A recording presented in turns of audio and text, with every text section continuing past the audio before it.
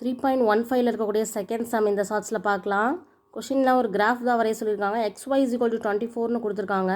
So இது வந்து XY = Kங்கிற ஃபார்மேட்டில் இருக்குது. ஸோ XY = Kனா இது indirect variation.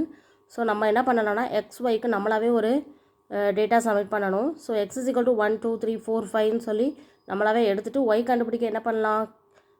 XY = 24னா Y = 24/X இல்லையா? ஸோ Y = 24/1 24/2 என்ன வருதுன்னு பார்க்கணும். 24/3 என்ன வருது, 24/4 24/5 எல்லாம் போட்டோம் அப்படின்னா நம்மளுக்கு வந்து Y கிடச்சிருச்சு. ஓகேவா? இப்போ இந்த XY டேட்டாவுக்கு ஒரு கிராஃப் வரைஞ்சிட்டு அடுத்து இந்த ரெண்டு சப்டிவிஷன் என்ன கொடுத்துருக்காங்க, Y கண்டுபிடிக்கணும். X = 3 இருந்தால் எவ்வளோ Y, Y = 6 இருந்தால் X எவ்வளோன்னு சொல்லி அந்த கிராஃப் யூஸ் பண்ணி கண்டுபிடிக்கணும். இந்த மாதிரி தான் வருது கிராஃபு. இது எப்படி வரையணுங்கிறத டீட்டெயிலாக பார்க்கணும் அப்படின்னா மேக்ஸ் டியூப் சேனலை சப்ஸ்கிரைப் பண்ணி வச்சுக்கோங்க. 10th ஸ்டாண்டர்ட் சமச்சீர் மேக்ஸ் சப்ஜெக்டில் இருக்கக்கூடிய ஒவ்வொரு எக்ஸசைஸமும் டீட்டெயிலாக பார்க்கலாம். ஓகே, ஸோ எப்படி கண்டுபிடிக்கிறோங்கிறது டீட்டெயிலாக பார்க்கலாம்.